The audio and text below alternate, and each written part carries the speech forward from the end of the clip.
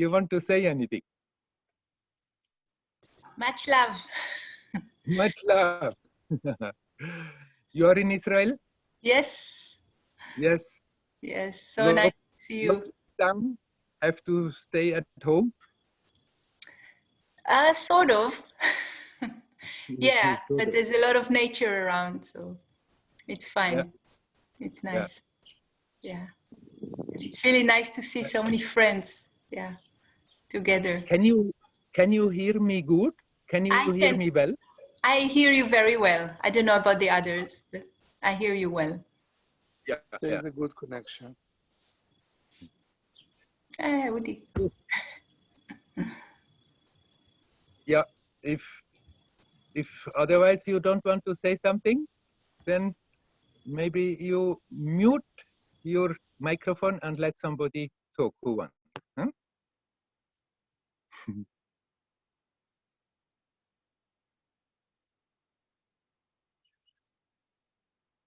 Anybody would like to say something? Just unmute your.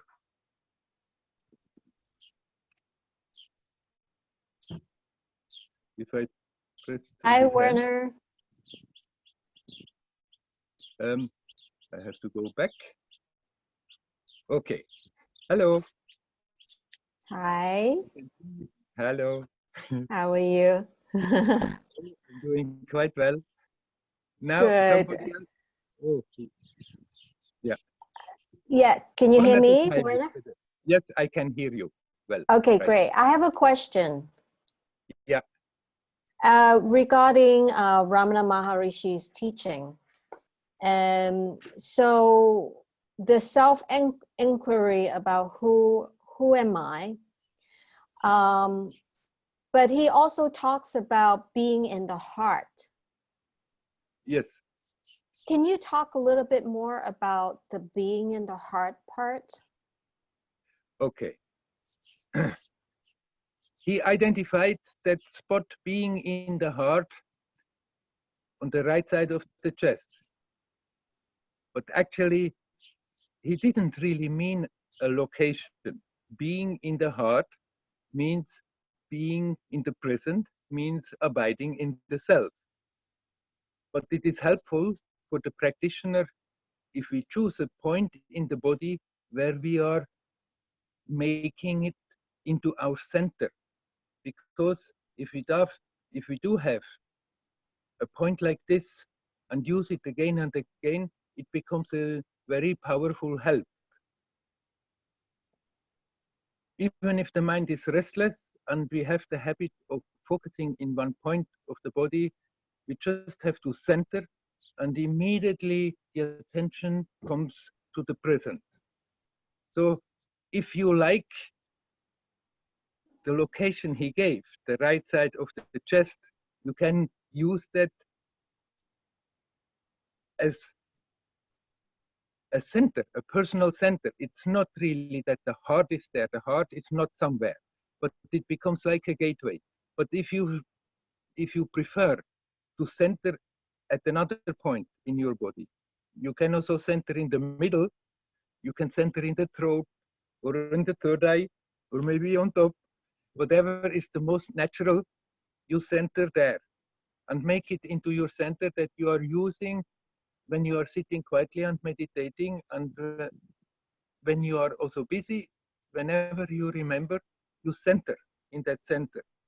And it's not really that that center is the heart, but the more we use it, the more powerful it becomes, and it's becoming like a gateway for the heart. But the spiritual heart doesn't really have a location. Spiritual heart is yourself. Being in the heart means abiding in the self, being really in that timelessness of the present. Thank you for that. I find that being in this lockdown right now in New Zealand in the past 3 weeks, and every day I just read a little bit from his teaching and then I sit, and I find it to be very very powerful in a way, because it's just, there's no distraction, there's nowhere to go, nothing to do, and I just sit. And so, but the heart part is like, I know there's not a physical location, and that's why I want to get some clarification. Yes.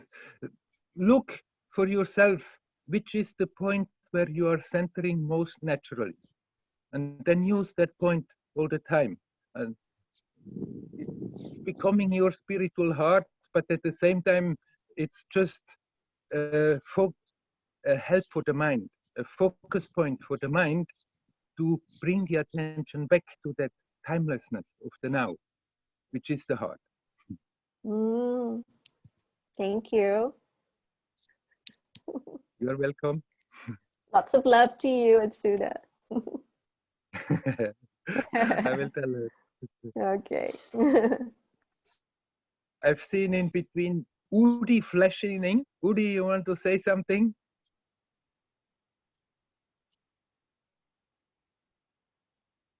Yeah. Yes. First of all, a very nice afternoon to you. And I'm concerning about observing the way from the outside, the nosy outside, to the centered, that there is silence there. Yes. What the question is Expect how from, you are getting from from the outside. looking the gap. No, I'm saying that there is a noisy outside. Yes. And there is a center that is very silent.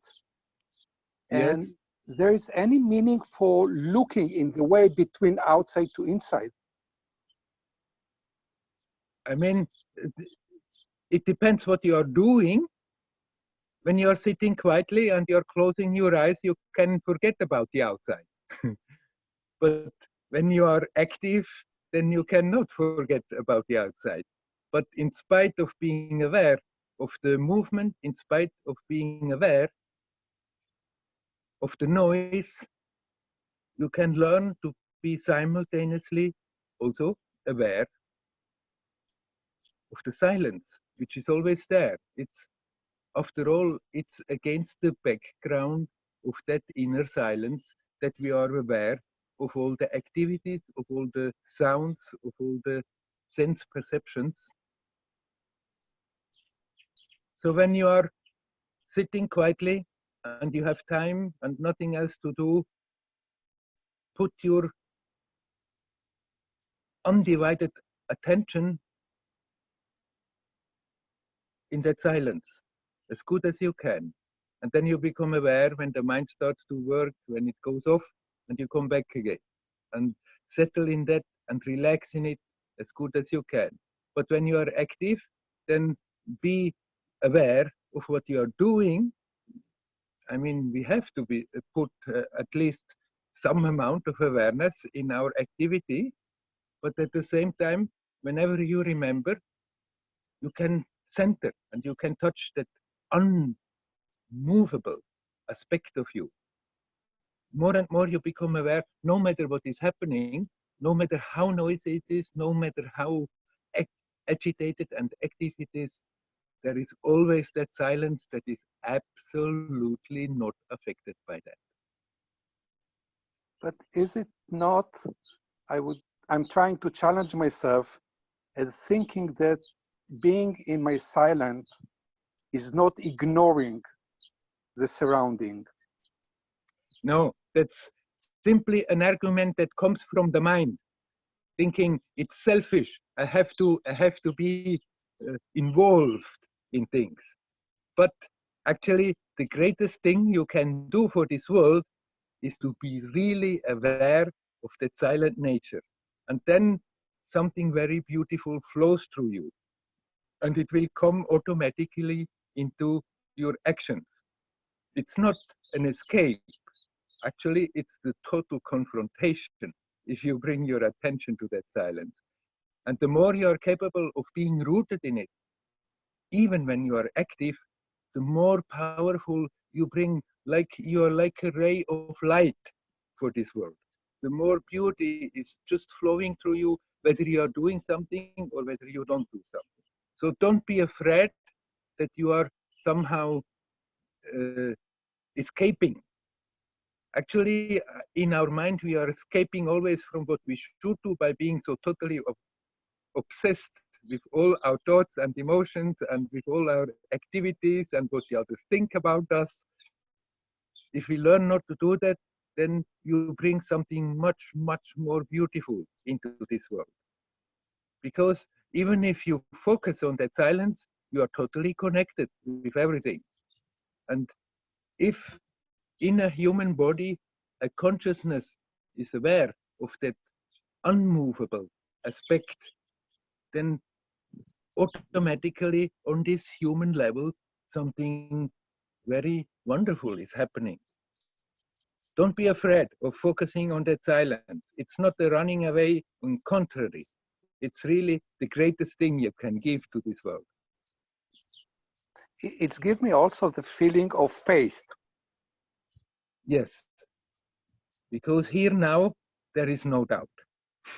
The doubt is all in the mind, and the mind is always running in the past, in the future, in our imaginations.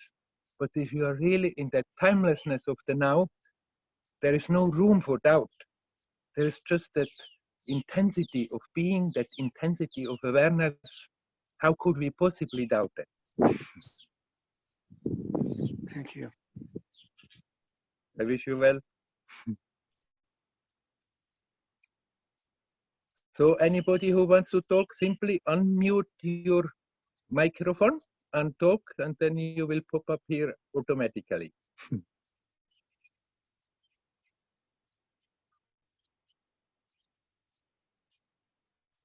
Werner, just it's Lila. Just to ask you, some people are writing to me that they cannot come into the meeting. I just sent you a message about it. So maybe you can do something technically. Yes, I will see what is happening.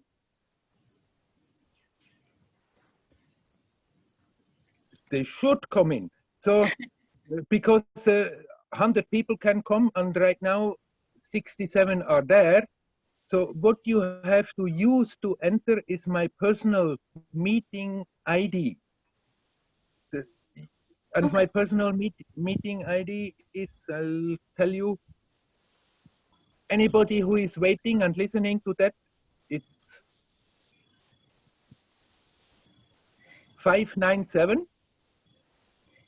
539 48 51. I repeat it once again. 597 539. It won't come back.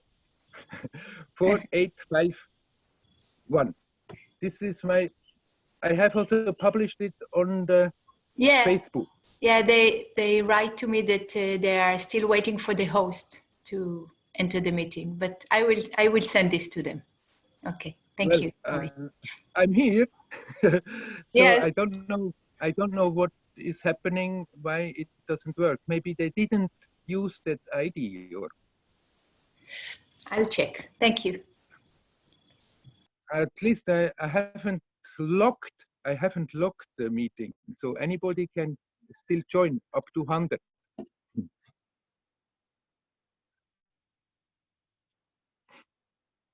Hello, Werner. Yes, hello.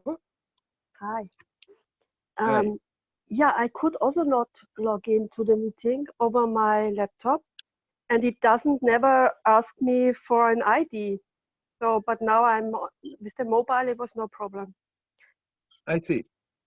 So but I went to my neighbor, and he's really very good in programming and everything, and it just doesn't work. I don't know what's really the problem. So maybe many people can't enter with their laptop or PC, I don't know. At least I'm not having done anything in the. Yeah. Is it maybe possible to enter? Maybe it's possible to enter with the previous link from 2 weeks ago. Is it the same? It's the same. It's the same link. this personal ID that doesn't change. Because last And week was no problem. I didn't use I don't have a password. I turned the password off, and so one can enter with my personal ID, which is still the same like last time. Yeah, it just doesn't ask for the ID. So anyway, I hope the other people can join somehow. I maybe hope. over their mobile phone, it was no problem.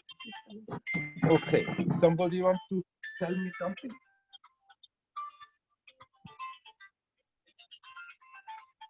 Yes, Werner.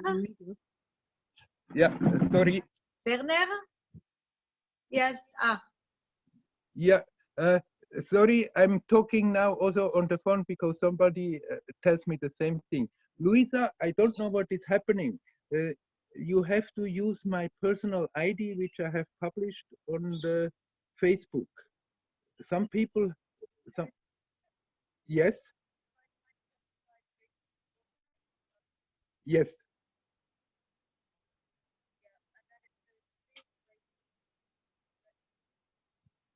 Okay, then I'll try whether, because I let everybody in, but then I thought automatically all those who come later.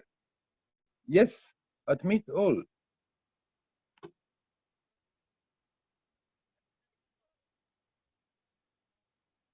Okay, I had admitted everybody. Okay, sorry. So I'm back on the meeting.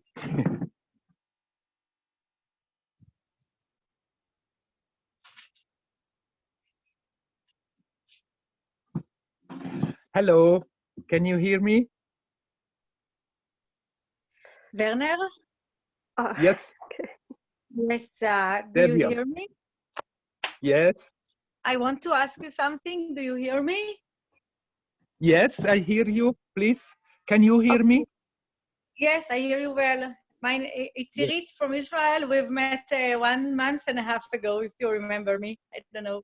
Yes, yes, yes. All right, yes. with the Lila group. Anyway, what I wanted to ask you is that I'm now 1 month in heaven. It's really shame to admit, but I'm enjoying my life as I never joined before. And though I'm working, I have a design studio, I'm working, but much less and doing my things. And I'm so relaxed. I'm so happy. And I don't know what will happen when the corona will go away and we'll have to go out of the house and do our things. And all this happiness and relaxation will go away, and mindfulness. Do you have something to tell me about it? Yes, make the best use of the time you're having now and get settled. It's not because you're staying in your room that you are so happy. It's because you're feeling less distracted. And then you can connect more with yourself. And yourself, the more you are aware of yourself, naturally, the more you feel happiness. Because our true nature is always joyous and happy. It's only in our mind that we are creating all those problems. It's not natural. Our natural state is joyous, is happy. So make the best use of the time that you have now, and don't be afraid. Don't nurture the fear now. What is going to happen when this is all over and I have to go out again? But make yourself strong, and then when you go out again, keep connected as good as you can with that aspect of yourself that is not affected by what is happening outside. And then you can continue to live in that happiness. Okay, thank you very much, Werner. I wish you well. Just listening to you is something that fills my heart and make it happen. Thanks a lot. You're welcome. Thank you.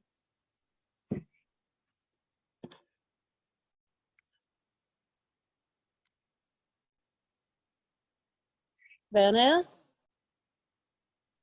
Yes? Hi, can you hear me? Yes. I'm coming back. Hello. Yes, I can hear you and see you.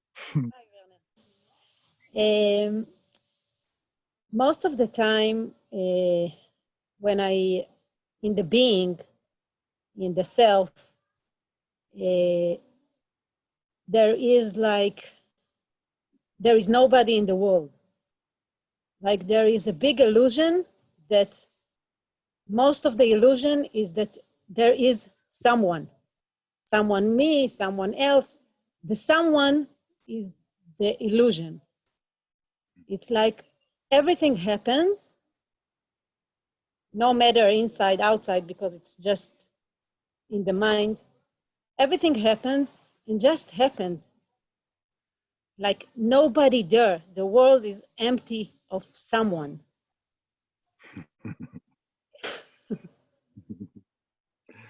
I know I said me and you. Like I'm not joyful. There is only joy. That's what it is. The thought that I am joyful, this is like illusion. Can you talk about it or expand Yes. about this illusion that happens for us?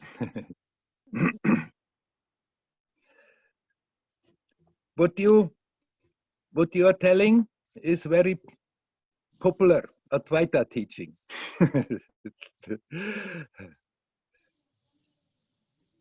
And it's true and it's not true. Both.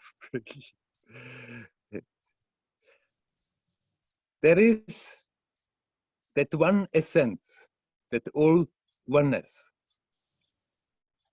And nobody, nothing is disconnected from that. And then there is the ego, and the ego is just a figure of the mind. It's just a habit, how we are perceiving ourselves and how we are functioning. But there is also one more thing. There is a being. There is a divine being. And that's what you really are. And that divine being is all one.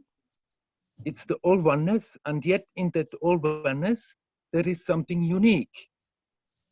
So it's not somebody in the sense of I'm this person, I'm that person, and yet you are that being. So that sense of I am is not wrong. It's only when I'm creating that wall around it that creates the idea of me, I'm separate from the whole rest of existence. That me and the others. Then the problem comes. So don't so much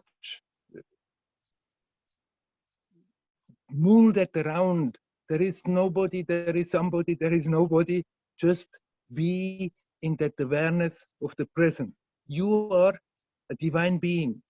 You are all one, and yet you are unique. And in that all oneness, there are myriads and myriads and myriads of beings, of expressions of that all one, not separate from that all oneness, from that one reality, and yet unique and beautiful, and unique and beautiful expression. So it's not that there are all these somebodies, these persons, these are just roles that we are playing momentarily. And the trouble is simply coming when we so totally identify with that person we think we are. That person that I am feeling in the person is simply a reflection of your true being. But that sense of beingness, that sense of I, there's nothing wrong. It's not that you have to try to remove that. You are there, and then how can you remove that? But you are not separate from anybody else. You are essentially the same like everybody else, and yet in that sameness, there's something unique and beautiful. There's nothing wrong with that. Just stay with that sense of being and don't wonder whether there is somebody or nobody.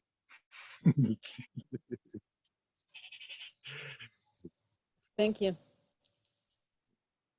You're welcome.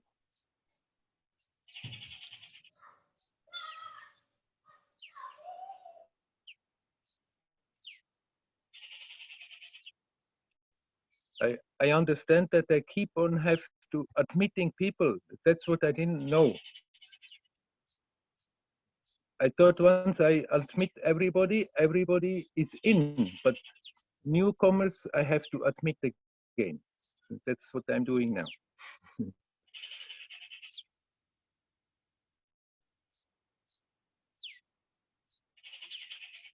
Anybody would like to talk? Just unmute your microphone and you can talk. And after talking, please mute again. Somebody is coming. Hello. Shivaya. Oh, hello, Mr. Vyasa. Just saying I'm here. Yes, I'm very enjoying happy the time. that you're Enjoying the again. time. Huh? I didn't hear you. What did you say? I said I didn't hear what you said. Neither did I hear what you said. Oh, can you hear me now? Now I hear you, yes. Yeah. Just saying I'm here and enjoying my time Great. with you.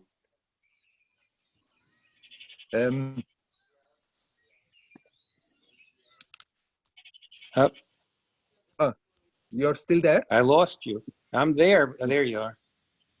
Yeah, yeah. The connection is not very good. My connection is not very good, and I think in many places also because the internet is totally overworked now during this lockdown season. Here, 1 billion of Indians are on the net all the time. So the connection is a bit weak. And I will tell this again to those who came later. Please, those who do not speak, turn off your microphone and your video also. And turn the video on only when you are speaking. You can still see me, but your own camera, you can turn off. Then we will have a better connection here. It uses already from the Zoom connection a lot of information if everybody keeps their camera on. That's just a technical thing. Hey, Vyasa. Yes. say something wise. I'm enjoying this this cyber storm you're involved with the telephones, and this is very. I'm enjoying it. Enjoy it. Something wise. You say something wise. I'm here. I'm here to listen to your wisdom. Okay. Well, you're enjoying that, but actually the enjoyment is always there, no matter what it is. It depends whether we put your attention there or not, but the enjoyment is simply being. It's bubbling, overflowing all the time. Isn't that true? Wisdom, you know what? You dwell in my heart. You know that. Yes, I know that. I'm here. I'll see you later. See you later. Om Namah Shivaya. If anybody wants to talk, you're welcome.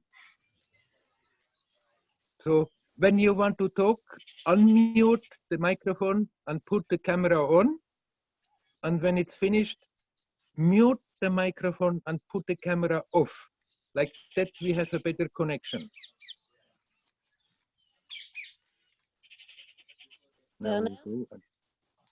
Yes, you are back. Hello. Can you talk about God? God. God. Yes. G-O-D. God.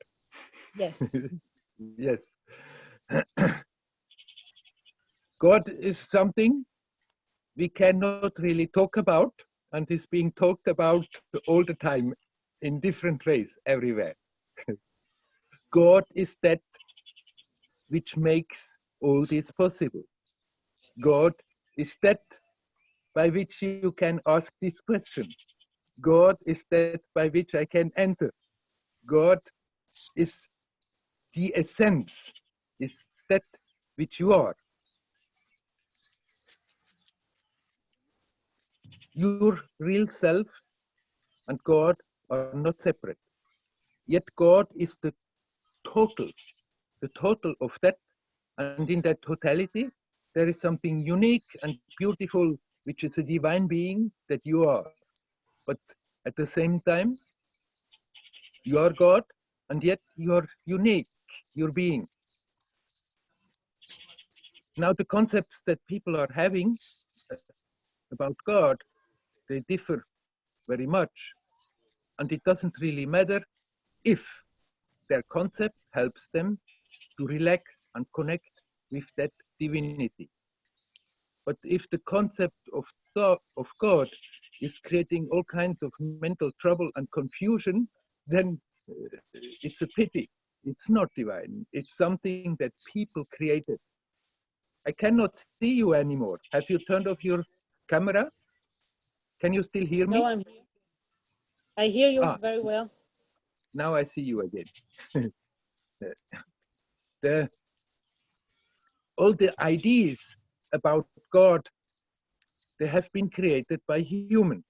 It's not really that God has created us, but we have created very much our picture of God.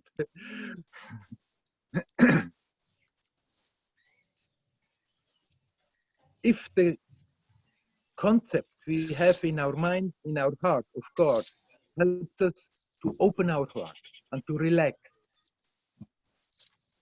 then that concept is very helpful.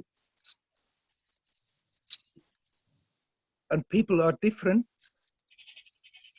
And one idea, one image, mental image, or even an image that helps one person doesn't help another person. Unfortunately, humans throughout the history have had nothing better to do but all the time be busy to try to prove that their image of God is better than the others, or it's the only one, and either you believe that and you go to heaven, or you don't believe and you go to hell. And this has nothing to do with God. It's all the human mind. It's all the ego, the me, want to be the better one, the better God, in the elite that will go to heaven. We can forget all of that. It's time to let it go. But if you have a certain way you feel connected with God that suits you, then you don't have to give up that concept. You don't have to give up that image. By all means, open your heart to that and feel that divine presence more and more and more in everything that you are doing, in everything that you are experiencing. You're coming to the same place, like somebody who is doing self-inquiry and who is asking, who am I? Becomes more and more aware of the presence of existence. Now the devotee who starts out maybe very emotionally, but if that devotion is sincere, it goes deeper and deeper, and that devotion will bring about that the devotee feels the divine presence more and more.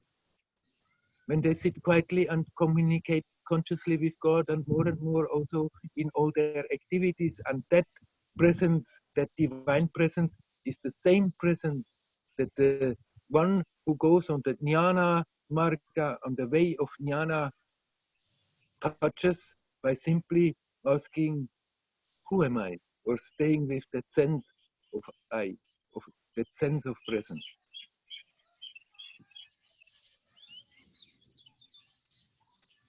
Are you satisfied, or is there something more you want to talk about the subject? Satisfied, thank you.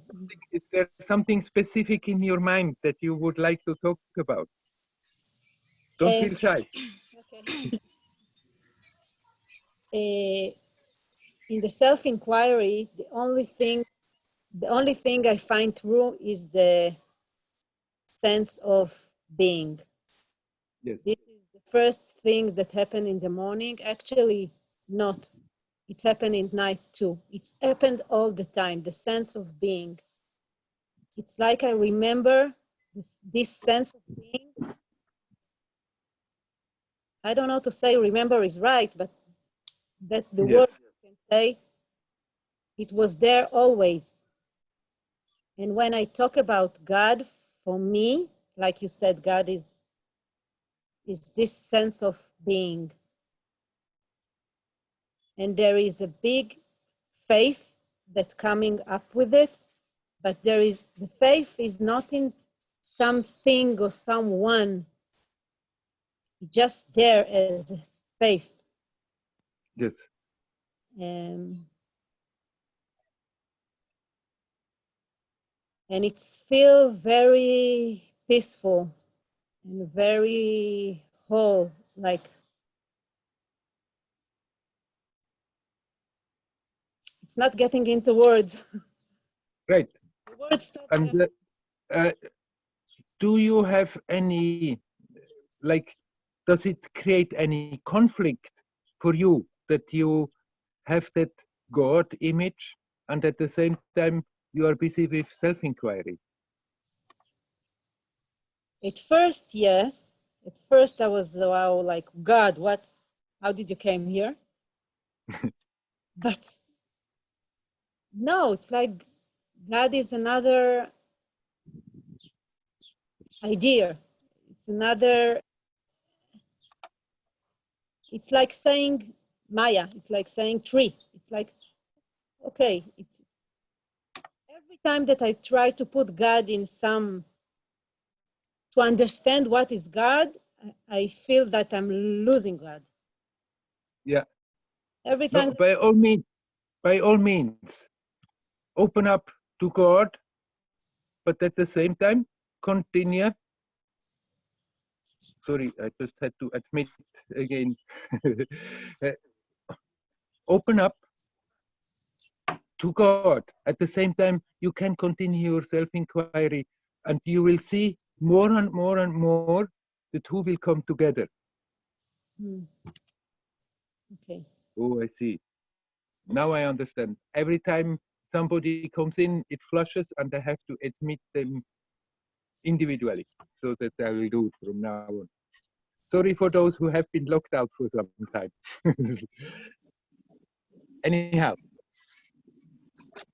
it's good that you are not more feeling a conflict between inquiry and that devotion. Hello, somebody should mute their microphone. You are interfering.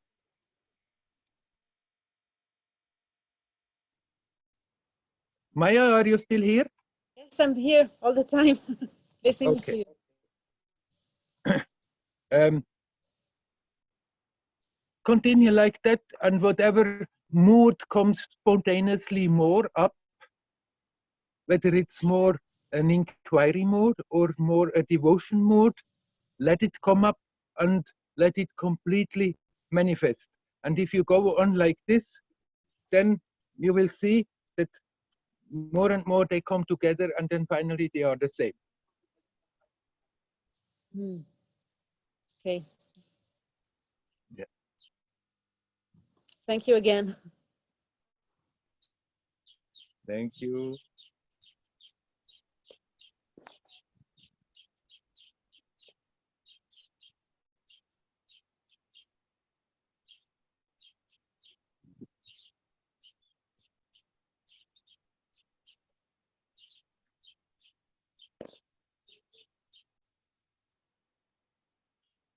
So I'm muting all again.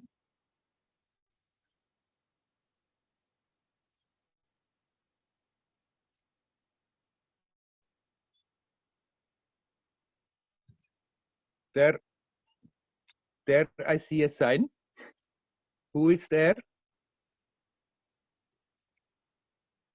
Is it Lila again?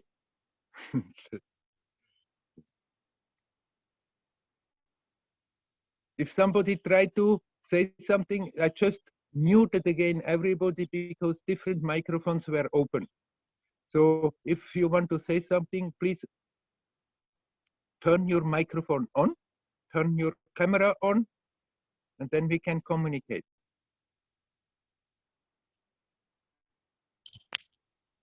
Om Namah Shivaya, Werner.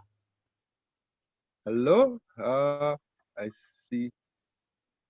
You If have every much light behind you, so you're looking like an angel with a hello. if Anyhow, if everything is a self, why there is bad and evil in this manifestation?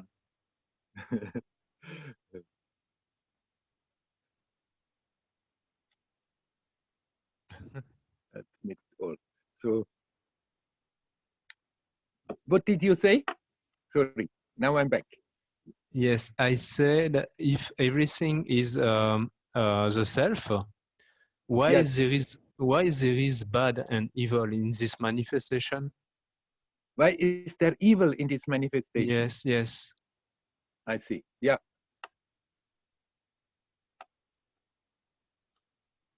Evil is part of relativity. As soon as there is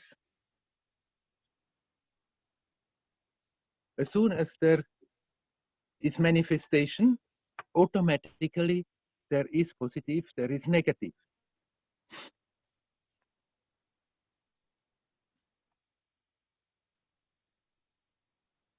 The self is prior to positive and negative.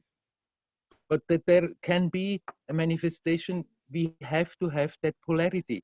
Even an atom can only exist because of the electromagnetic forces, positive and negative, that are there.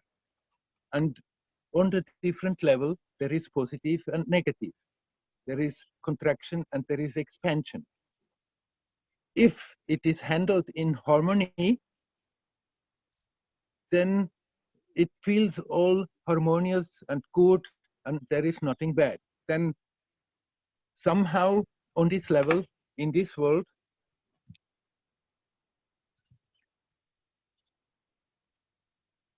consciousness is manifesting, is incarnating with all kinds of troubles already there that needs to manifest. So actually, this world is a playground that the consciousness can have these experiences they need to learn, to grow, and to outgrow that. From the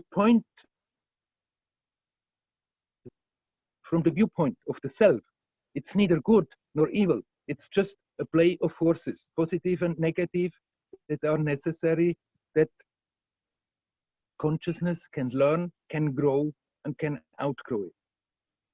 There are worlds where it is not like this. There are worlds where it's just heavenly.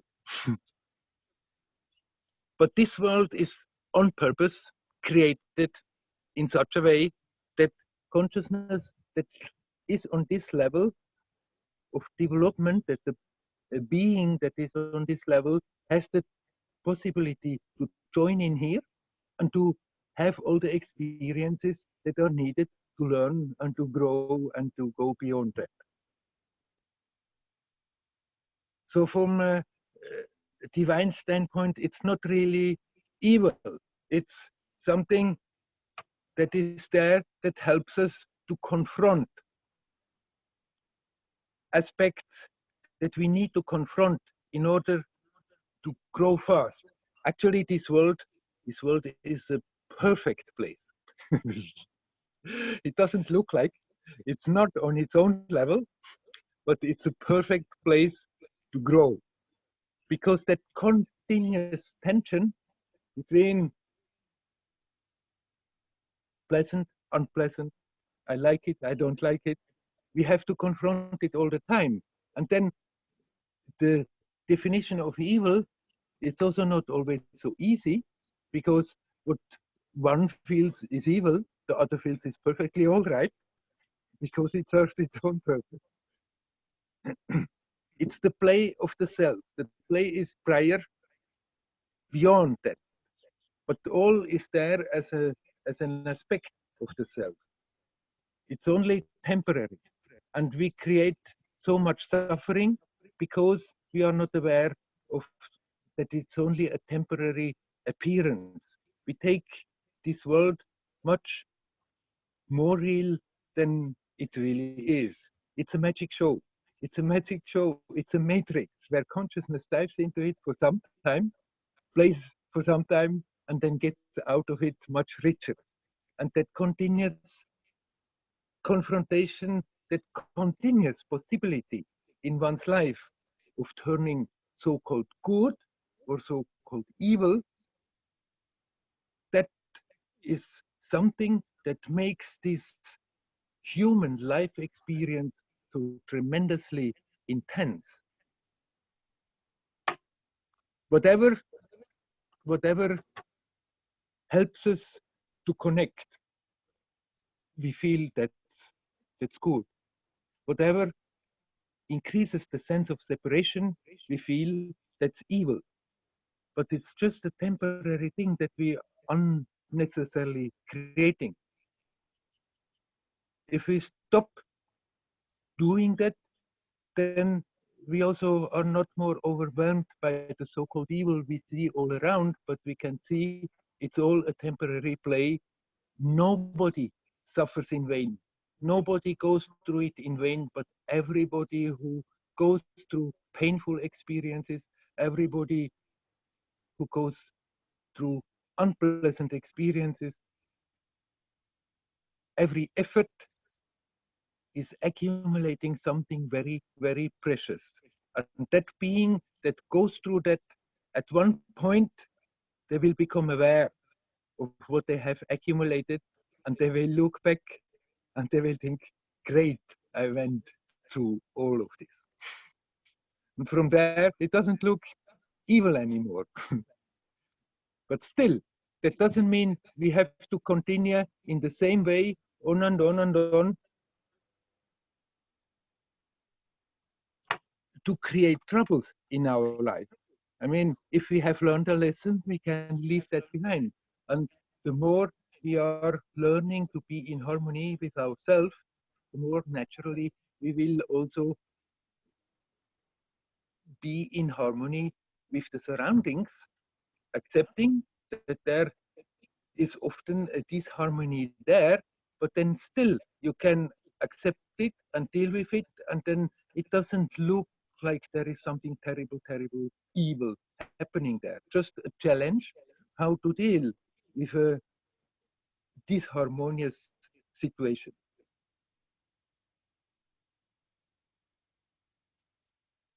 There's something more about the subject you would like to add? In fact, I would like to expose my problem. I have habits in my life to accept people and to focus on the bad aspect of them, and I don't see I don't see the bad aspect, but I accept them for the good. Is it a good attitude, or should I stay away from them? I mean, I accept the good, sure but I don't see the bad. You say you have the habit of not seeing the bad in people and want to see only the good. Yes, exactly. Is it a good habit, or should I change my this attitude? It's better to basically see them the way they are without being all the time in judgment. This is good and this is bad, and this is good and this is bad. But you can, I mean, if you have to deal with people, there's no point in closing your eyes about certain aspects, how they are acting and reacting. And if we try to negate it, if we try to think it's not there, then sometimes it may create a lot of problems. But basically, your attitude is good. Basically, Udi, you are coming in again. Maybe you have your microphone on. Can you turn your microphone off? Then the it's other on now. Okay. Now you are back. So see the people without judging all the time. This is good, this is bad, this is good, this is bad. Just accept them the way they are. But basically, it's better. It's a better start to see the good in people than to always brood about what is not right about them. Because when we brood about them and said, ah, this is not good and this is not good and why is he doing like that and they are doing this, then we are continuously judging them and putting them into a certain place that we are creating and seeing, increasing the sense of separation. If we stop judging them, then you can see, okay, that there are more pleasant, less pleasant aspects there. But then they are simply there and you don't mind that they are there.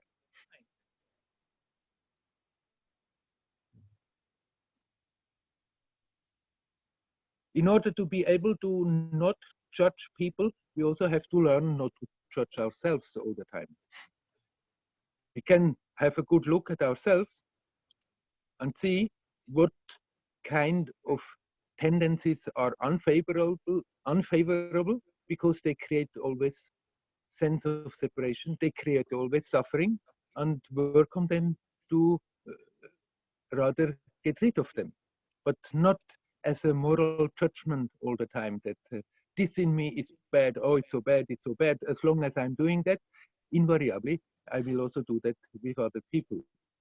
The more you are capable of not doing it with yourself, the less you will do it with others.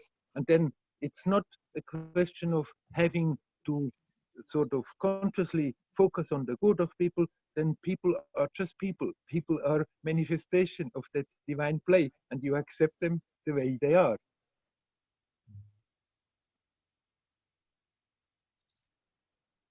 Okay?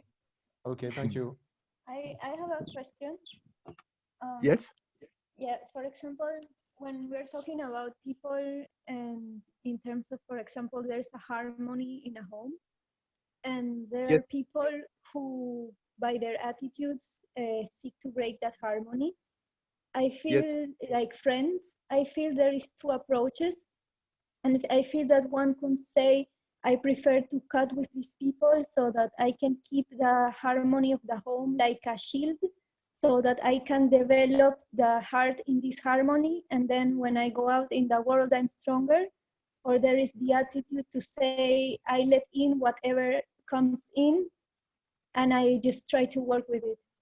So which one is the attitude that you would advise?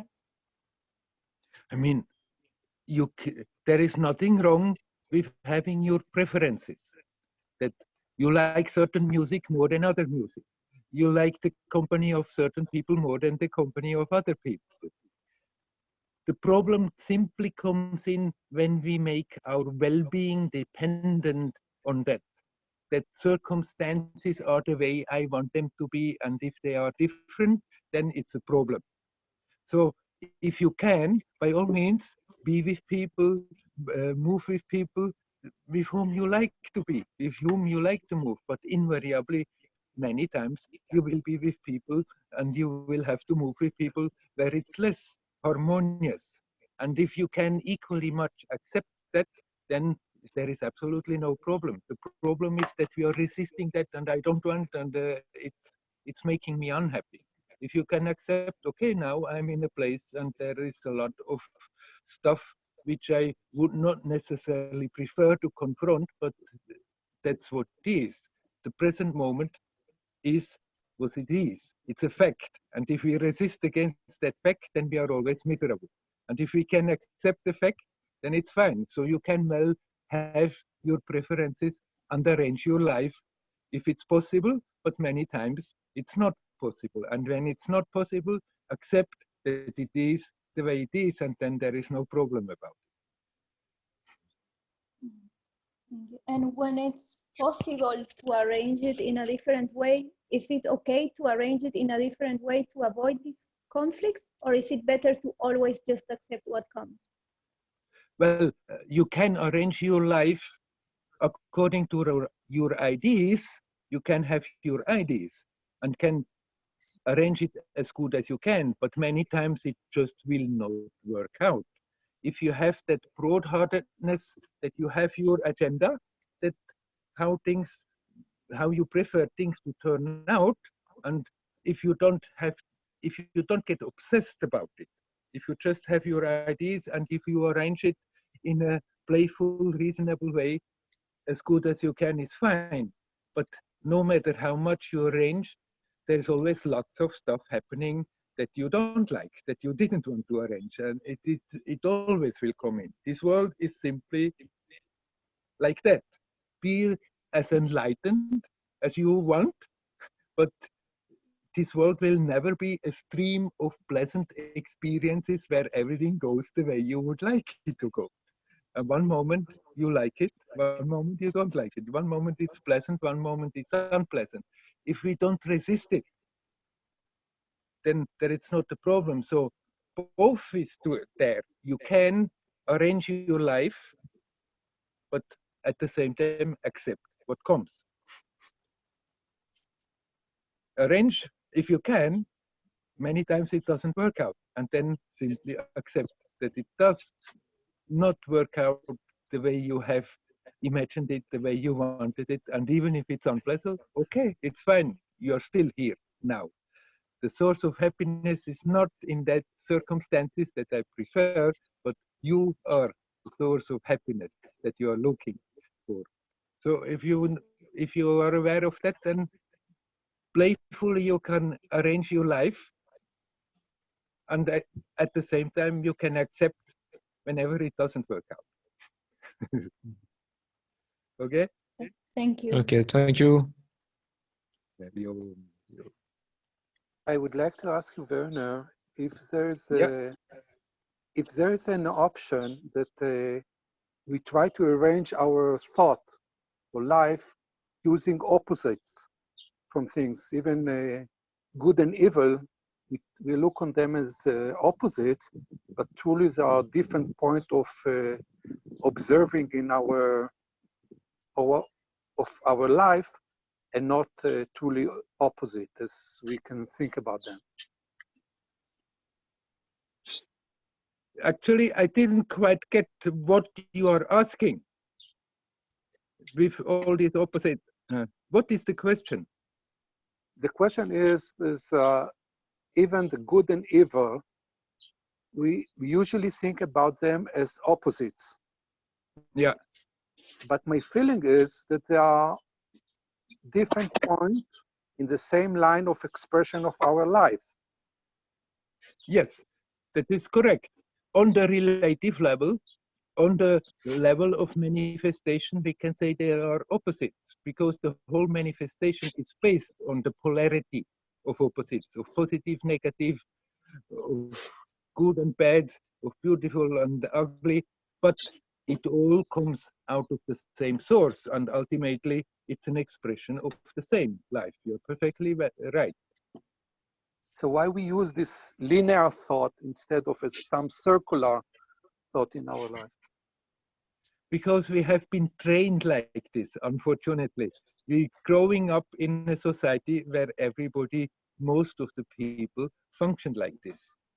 And then invariably, the little baby growing up in this world will just soak up. It's like a sponge. We soak up all the way, all the adults around them functioning. And so we soon start to do exactly the same, being sucked into the same mind stream, and then without being aware of it, without thinking, without questioning, we will just start to function in the same way. And only when we start to stop and have a good look at ourselves and see what's going on, then we can start to find a new way of functioning and get rid of the old habits, the old patterns. Why are we doing that? Because this world functions the way it functions, and we are sucked into it. Are you still here, Udi? I see somebody else interfering with the picture. Are you here? Can you hear me? Udi? Hoopla. Something happened.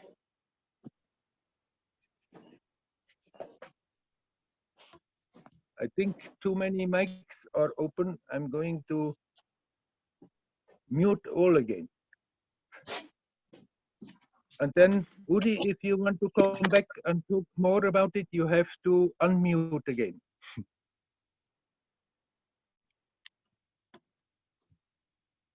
Because I have lost you here and something else interfering.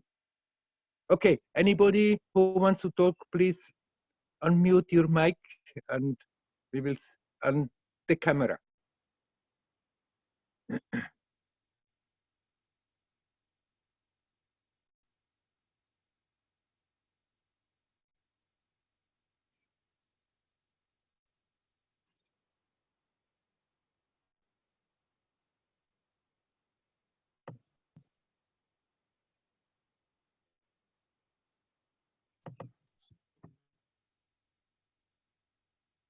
Hello, Werner.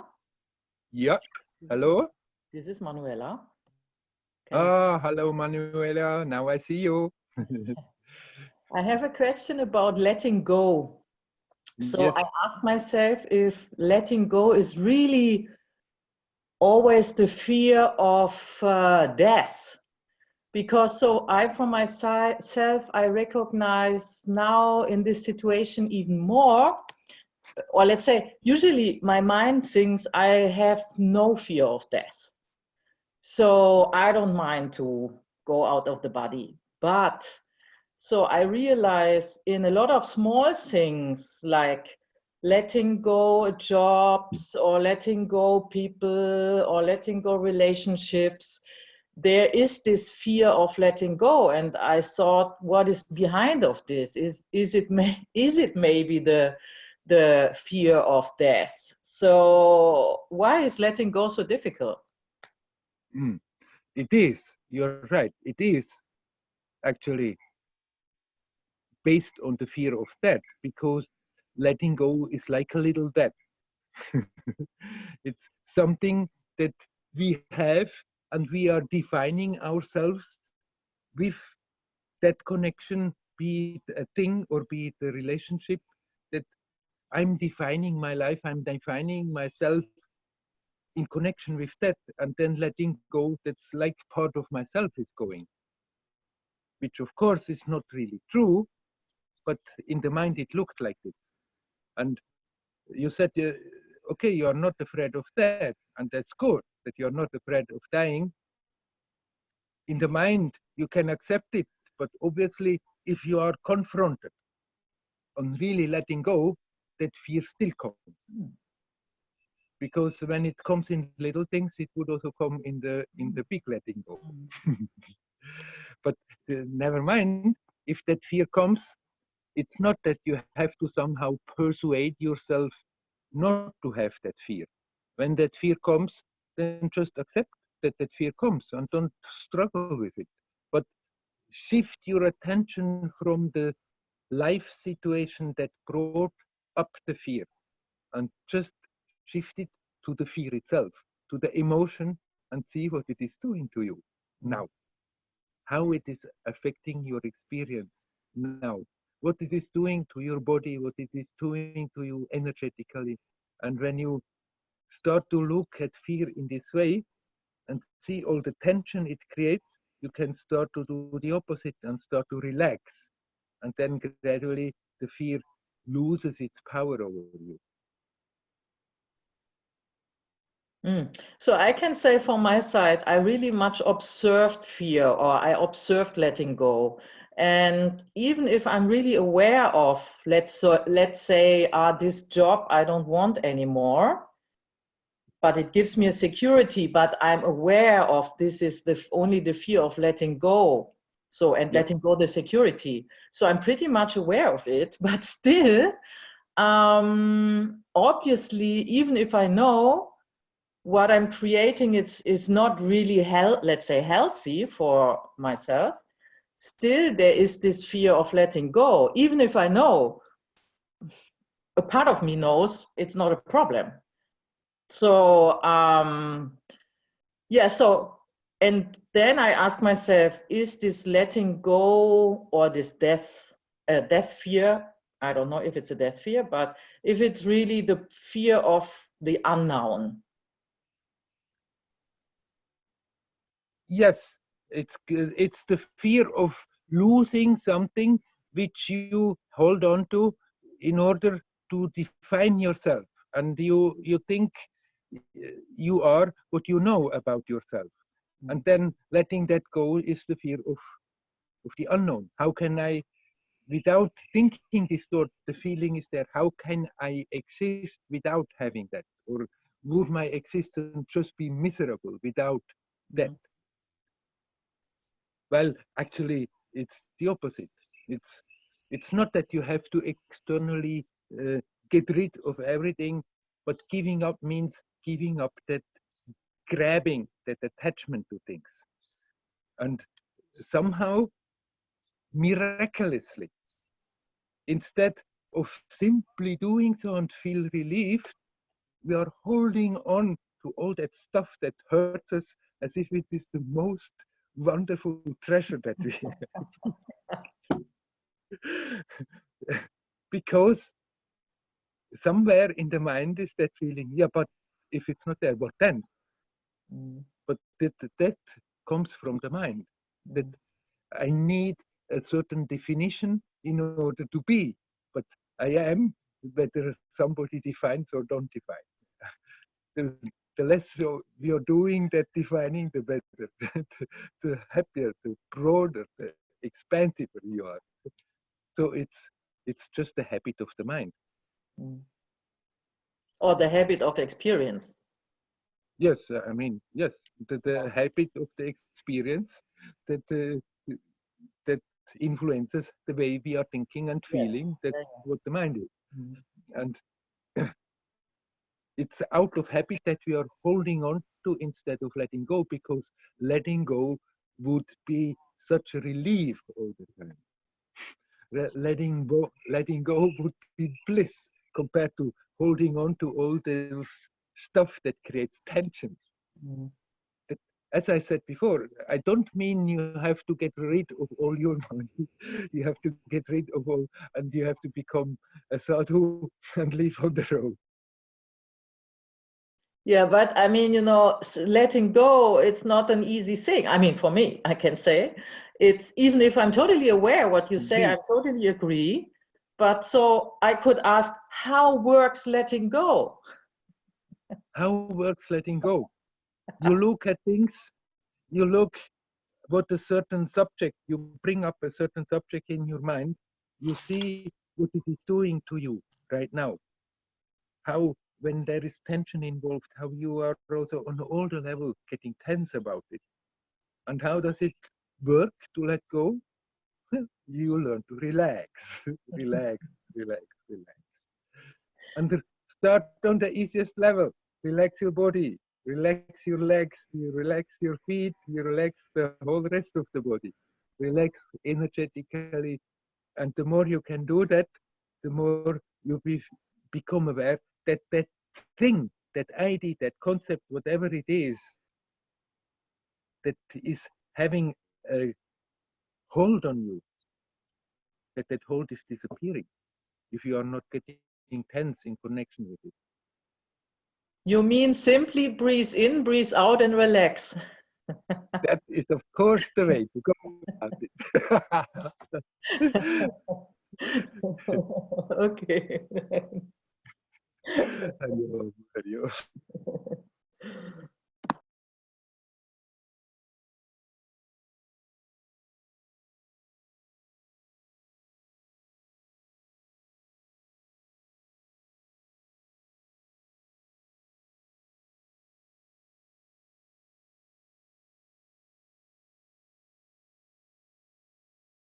We lost you, Werner. Okay. I'm coming back. Hello, Cyril. Hariom, Cyril. Hey, hello. Do you hear me? Do you hear me?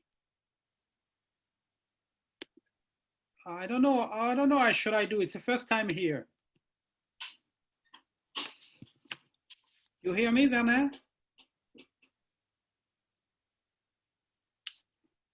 There's a connection problem. Yes, now I hear you. But I think your connection is very bad because it goes in little jumps. Anyhow, now I hear you. Can you hear me? Yeah, I hear you perfectly. You hear me? Yeah, now I hear you.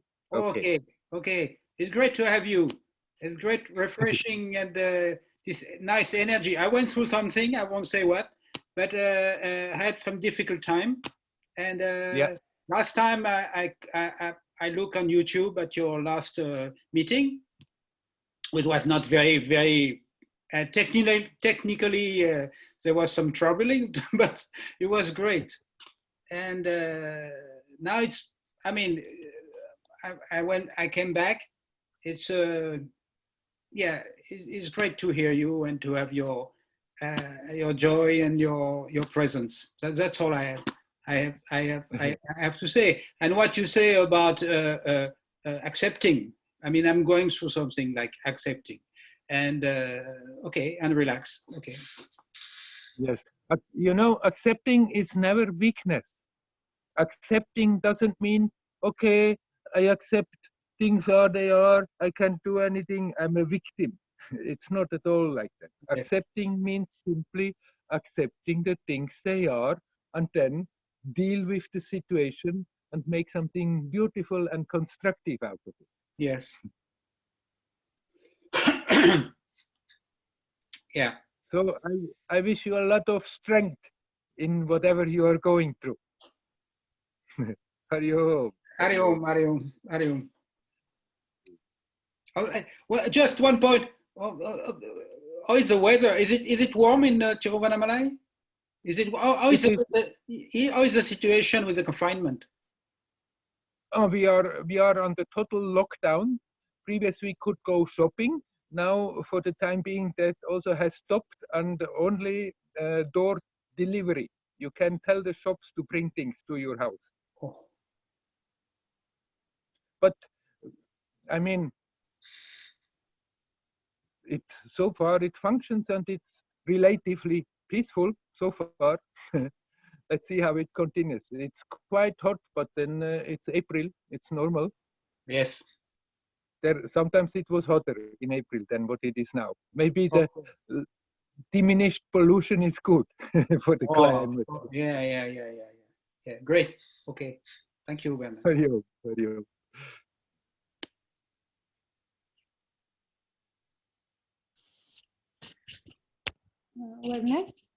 Yes. I have another question. I wanted to ask you if you could talk about devotion, especially in a way that goes in harmony with the self-inquiry, because I feel sometimes that devotion, how I have experienced it, it's reinforcing this idea that there is a person that's separate from God and that is praying to God to get to know Him.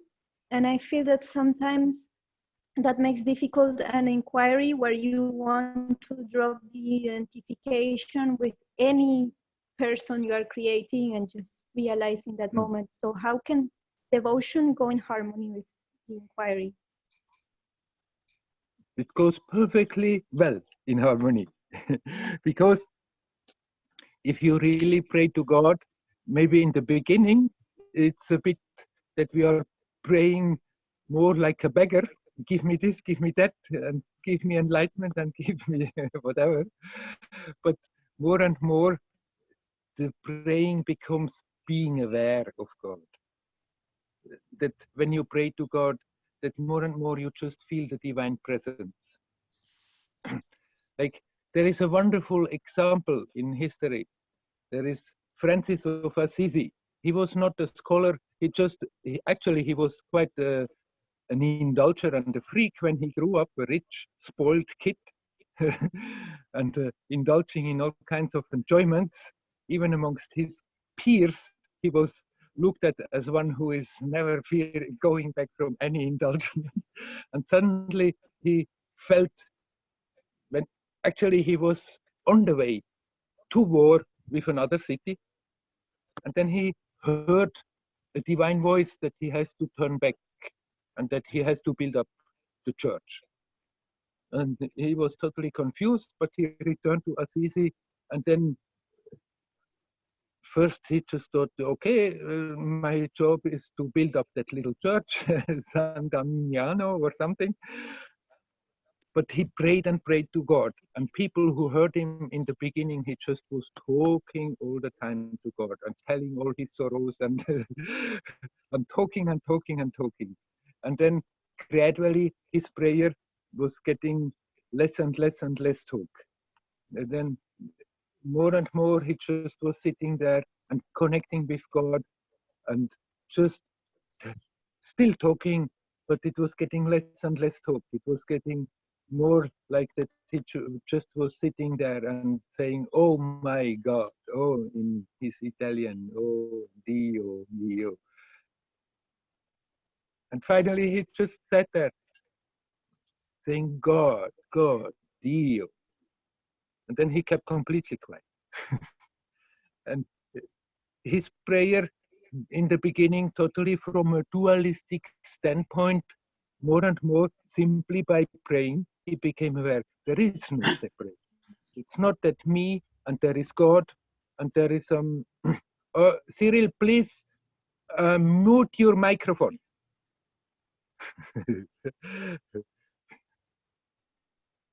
So there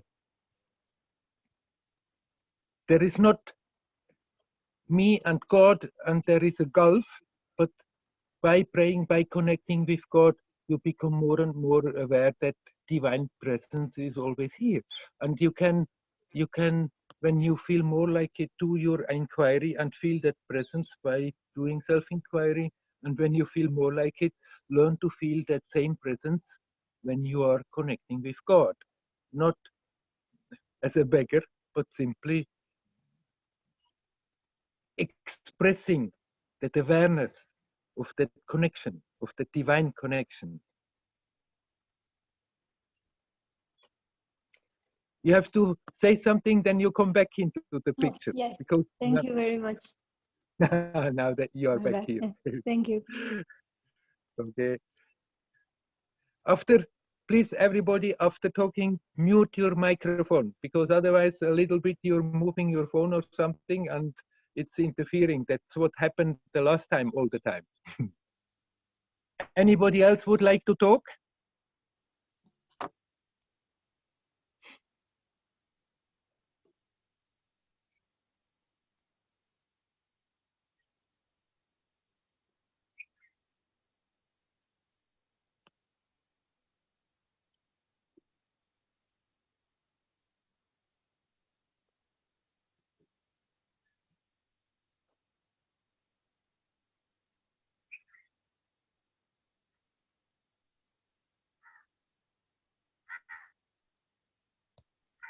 Werner?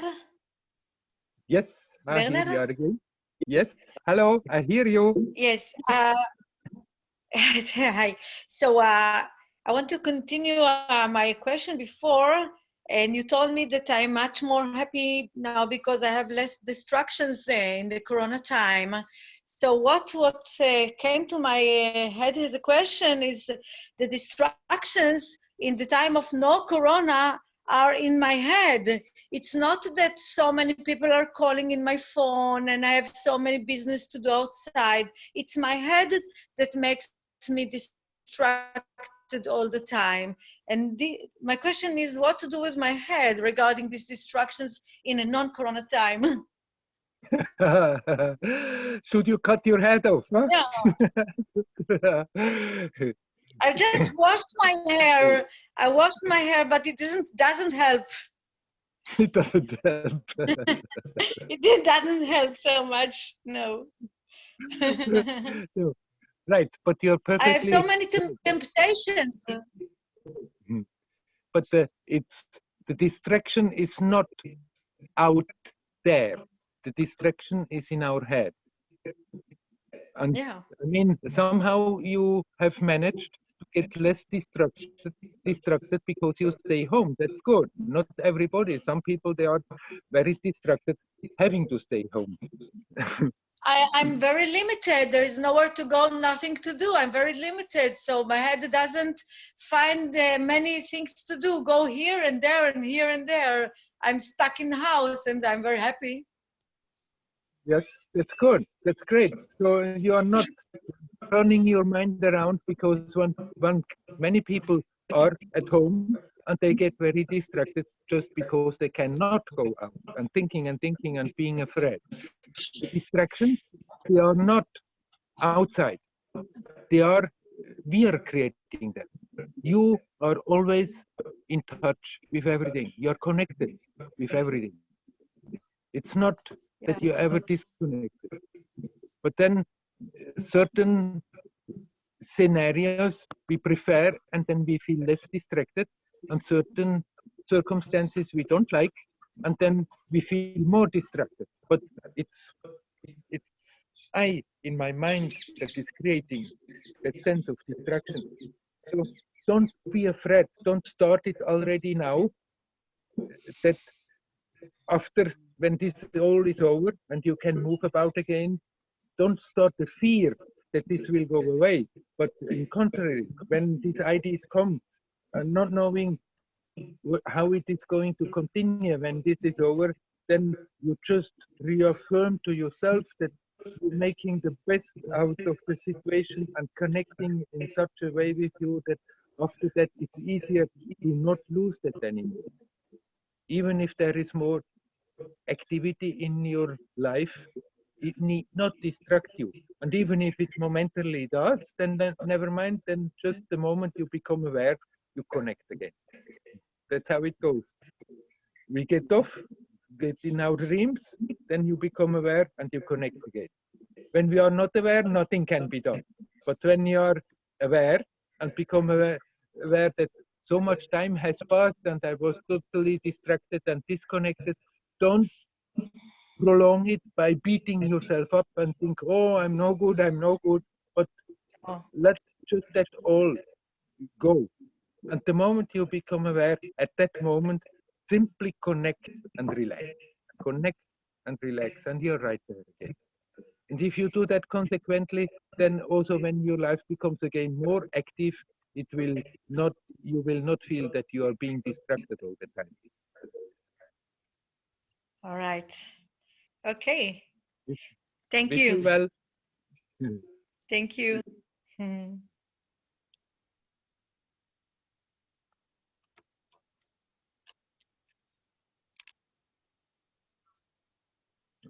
Okay. Anybody else would like to talk?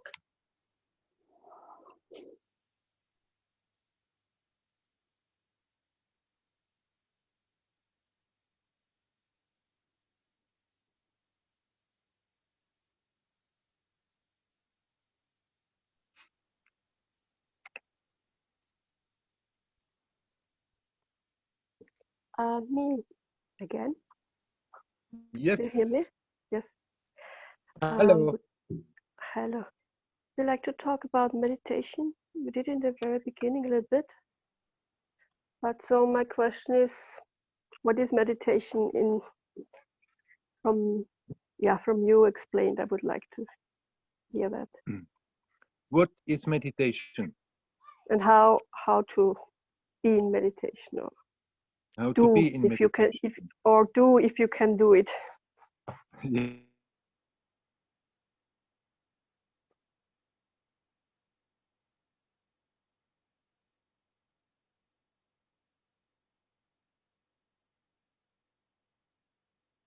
Yeah. Basically, meditation is art. It doesn't matter how you call it, but to learn to live now, in the timelessness of the now. That is meditation. It is not necessarily needed that you sit on the ground with crossed legs and closed eyes.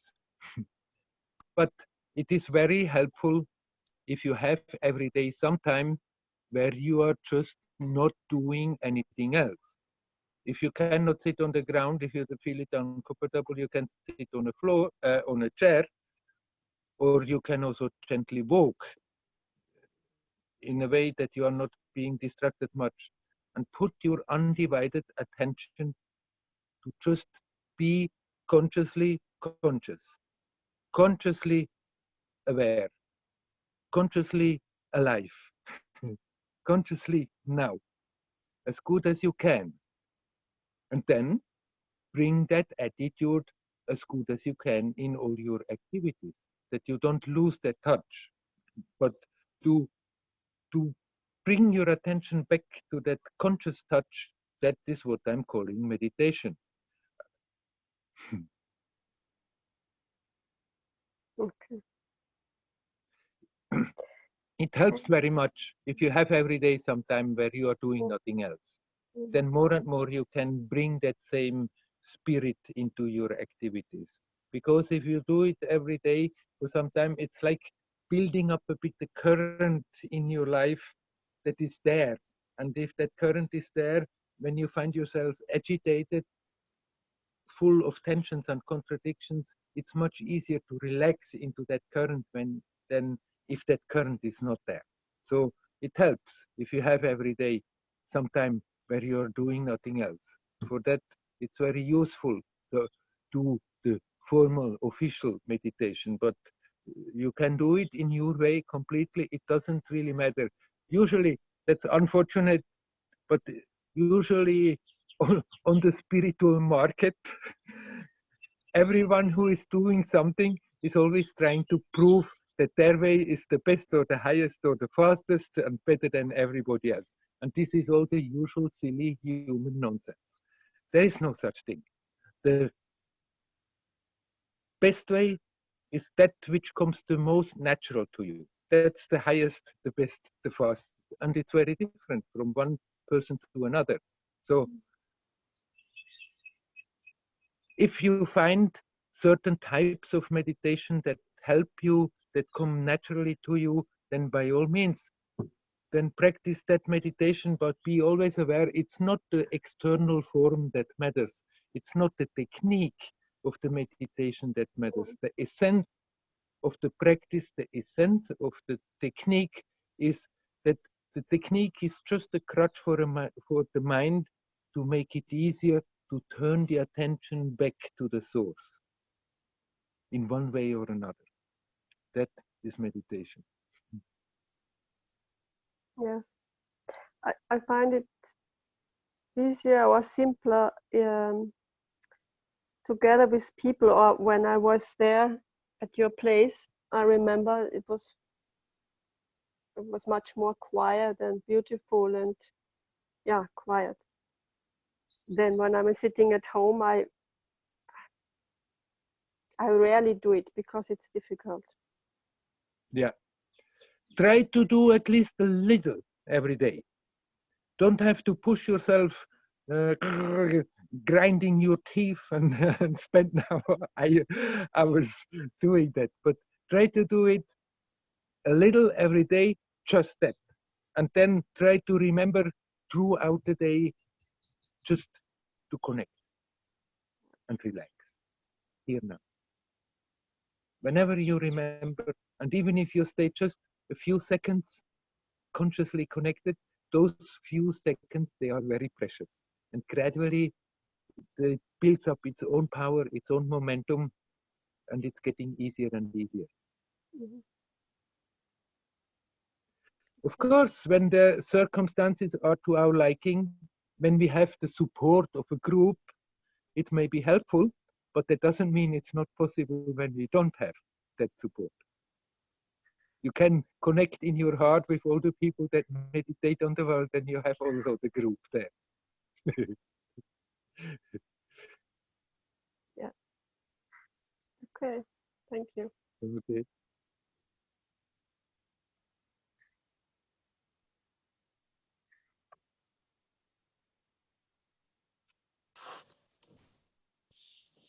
Werner, Yes. are you connected all the time? Not only I, but you also are connected all the time. But So now I need to it's come back. but now that awareness is never totally absent. If I put my undivided attention in simply being, then it's more powerful. When I'm busy, then part of my attention is going all over the place, but no matter how crazy things are going, deep down, there is always that awareness, there is that aspect that is absolutely unaffected by any of this.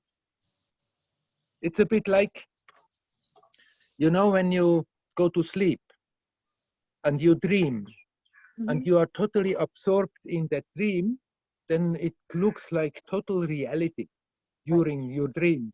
There are so many things that can create fear, that so many things that can create pleasure, so many things that can create something, and it looks so real. But it's sometimes possible that in the dream that you become aware, oh, it's just a dream, but the dream still continues. And that's what we call then is a lucid dream. But when the dream becomes a lucid dream, then your whole experience of the dream changes, even if the dream continues, because all the things that have been frightening you, they cannot more frighten you. Because you are aware, they cannot really touch you, it's just a dream. And this waking world is a bit like this now for me. It's like a long drawn out lucid dream. The dream still continues, but at the same time, I can't take this damn story so serious anymore.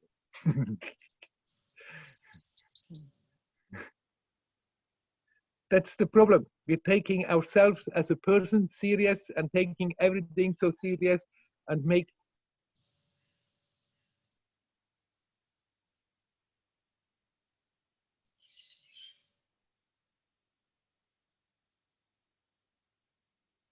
turning everything into problems.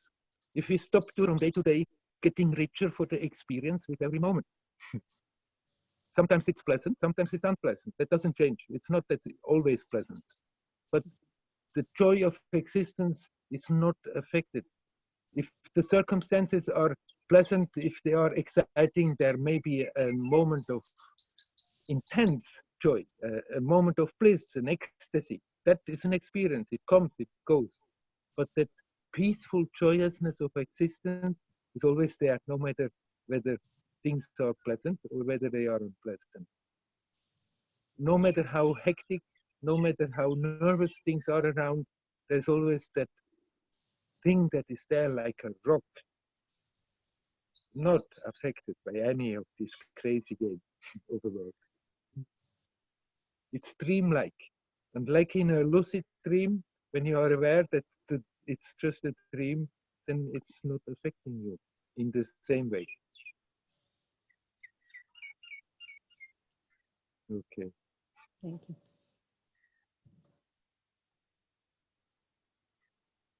Hi, Werner. Yes. Ah, hello. Hi, I'm Bonnie. I'm from Australia. Yes. I Have we met? came to a satsang in January. Yes. A while ago. Yeah, yeah. I am just asking this based on the conversation that's been flowing. I do dreaming meditations as a part of my practice where I'll go into a deep visualization journey. And sometimes they can be really deep and I can go into a trance kind of state. And, you know, the journey's taking me. I'm not conscious of creating things. And, you know, my body can go tingly and I can, you know, not be very aware of where I am. And it can take a little while to come back. And I'm wondering, what is that realm that I'm in? What is that place? Is it a state of trance? I'm just curious. Well, actually, you already said it. It's a realm. It's not more real or less real than this realm. It may be helpful because it's easier to connect with yourself. For that purpose, it's nothing wrong doing this kind of thing, but don't get into the mood don't put it in your mind that the farther you go in your journeys, the more you go on such journeys, the better. The essence of all the practices is that your consciousness becomes self-aware, consciously conscious, that you bring your attention back to the source. And if your dream meditation helps you, if your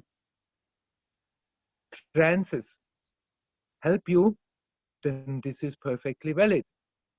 It may, I mean, experiences are experiences.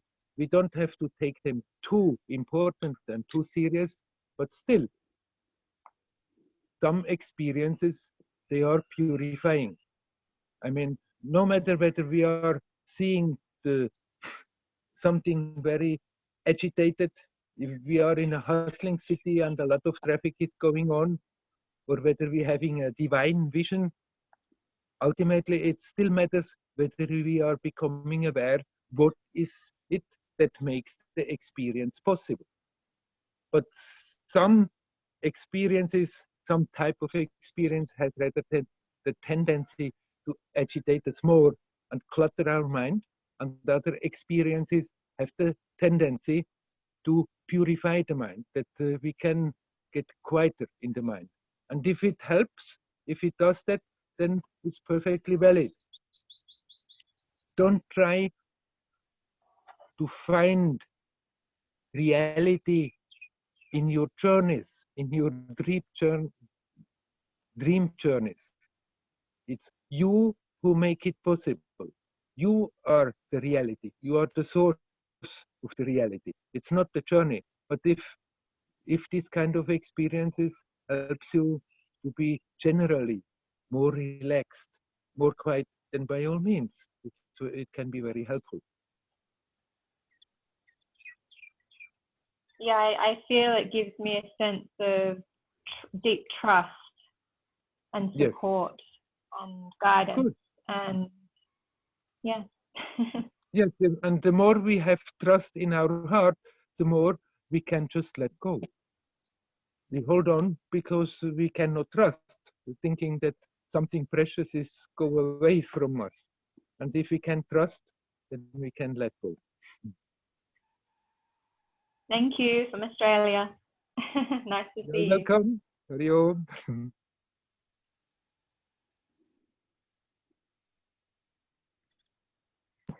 Hello, Werner.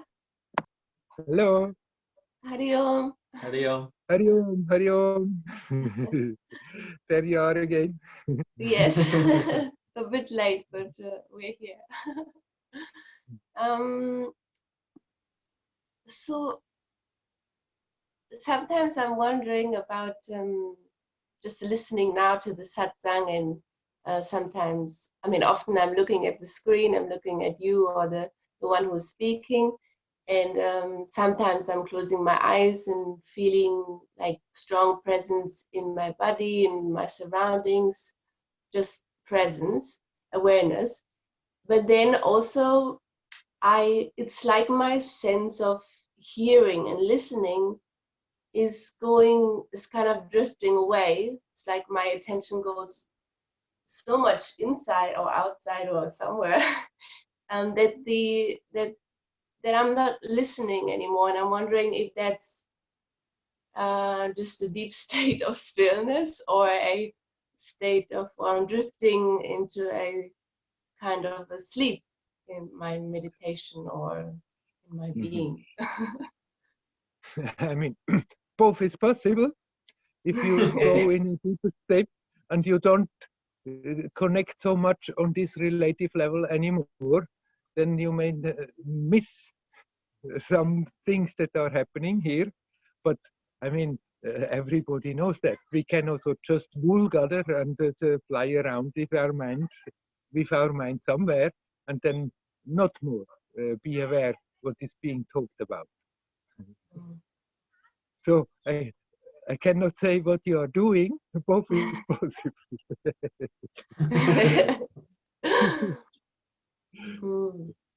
So you're saying if I'm not aware, then my mind is just going into like a sleep, or? dreams, and then maybe eventually sleep. Yeah. Yeah.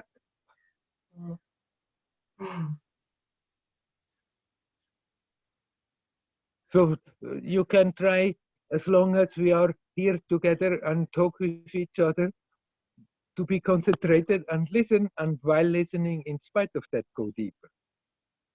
But if you don't want to listen anymore, then you don't have to listen anymore, and you simply you go deeper. But it's also easy that one becomes a little bit tired and relaxes, and it can produce quite a pleasant feeling. But it's not really an expensive state, but slowly, slowly, slowly, it's rather shutting down, and eventually you fall asleep.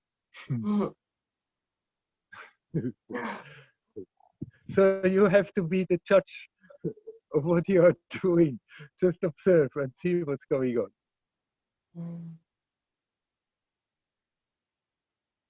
You can also listen and not too much put the intellect into motion, and while listening, become deeper. Just consciously conscious, connected with yourself, connected with the divine, here, now.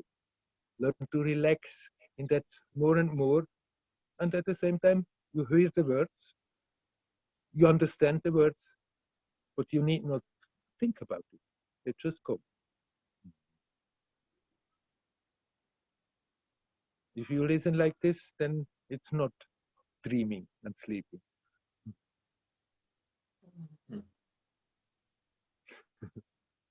Thank you. That's helpful. Let me see. Hello. Hello. Yeah, it's Manuela again. Hello, Manuela. What do you have to say? So actually, my mind is a bit busy with the answer you gave to the person. I think the person asked about evil and good. So yeah, and I'm not sure if I right understood. What I understood is, of course, it's all expression of the same consciousness. But then I'm not sure if you said something about that consciousness has to grow or to learn. And I ask myself, but isn't this only a concept? I mean, consciousness is just there. Maybe there's nothing to learn or to grow, or it just expresses this and this and this, and that's it. Right. That's the paradox. And after all, we have to use words to talk about something that you cannot really talk about. Whatever is being taught, whatever philosophy, whatever teaching, it's always a pointer to something. And essentially, you are what you are. That mystery of existence is simply is. And it's not that it has to learn to be that. You are that, it is, it simply is. But yet, obviously, that beingness or that essential existence wants to experience itself in a new way.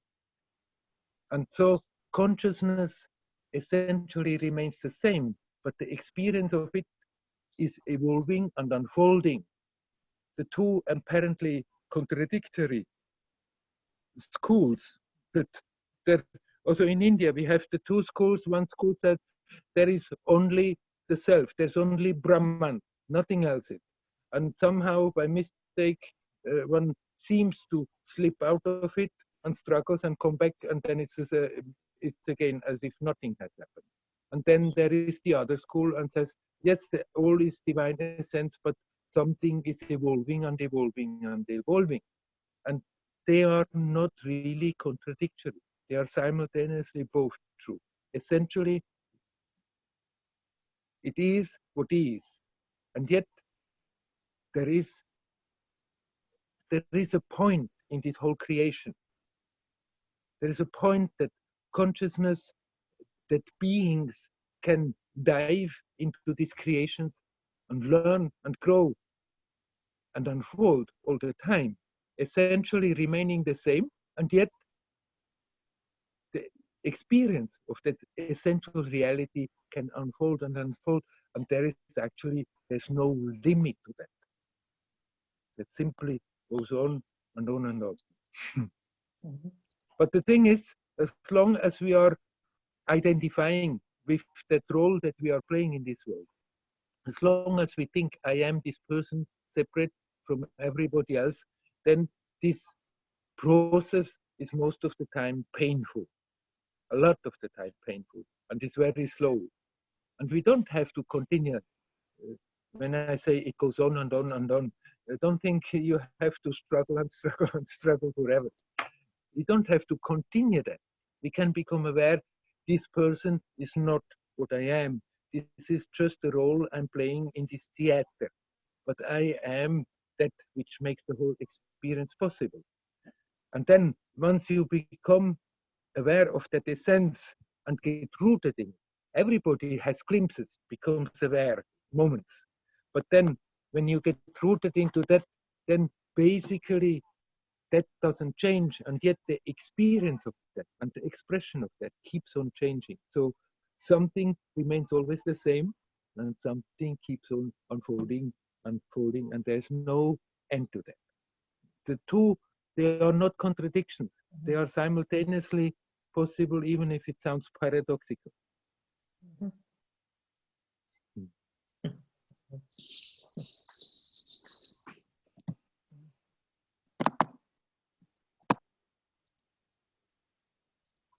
Somebody tries to come in?